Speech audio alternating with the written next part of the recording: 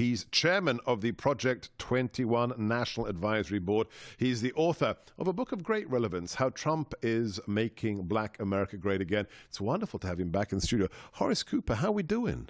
The word of the day is ebullient. Ebullient. Indeed, we are absolutely ebullient. But should we be? Because I'm being told by the cable news networks that black men are misogynists because 20% of them didn't vote for Kamala. Are you a misogynist, Horace Cooper? Do you hate women? I love women, not that one, but I love women. Now, let's be clear about some things. I explained in my book two of them, How Trump is Making Black America Great Again.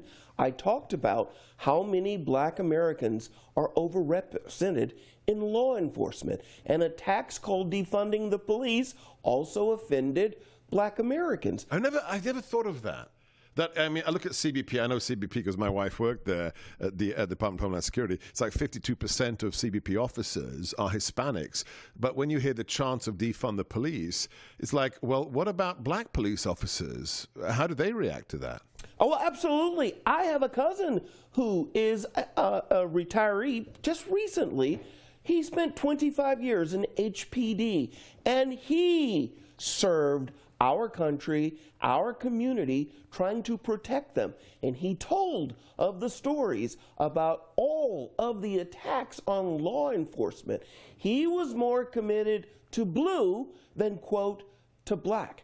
My brother, before he passed, he worked as a correctional guard at a death row facility in the state of Texas. Again, he talked about what it was like making sure that we held people accountable. Black Americans, black men in particular, are overrepresented in law enforcement and are overrepresented in our military. By overrepresented, I don't mean anything negative.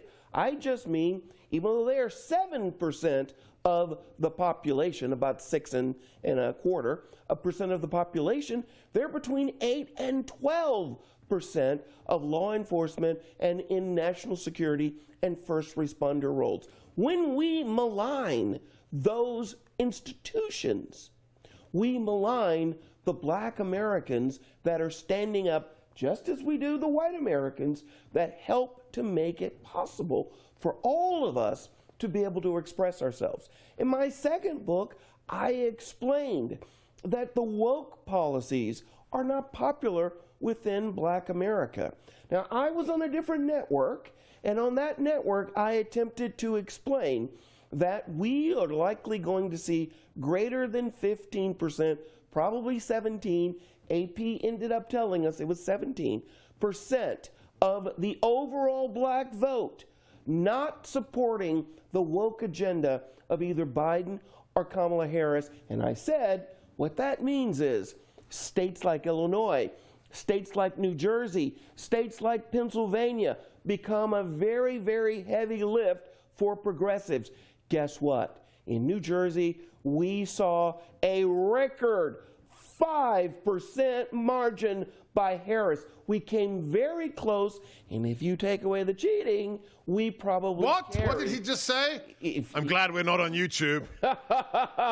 If you take that away, what you see is, without an overwhelming majority of the black vote, it's just not possible for the left to even be viable nationally in the Electoral College. I'm not even going to get to ask my second question because this segment is over. But he's not going anywhere. Follow him at Project 21 News. He is Horace Cooper, author of How Trump is Making Black America Great Again. I'm Sebastian Gorka. This is America First. Make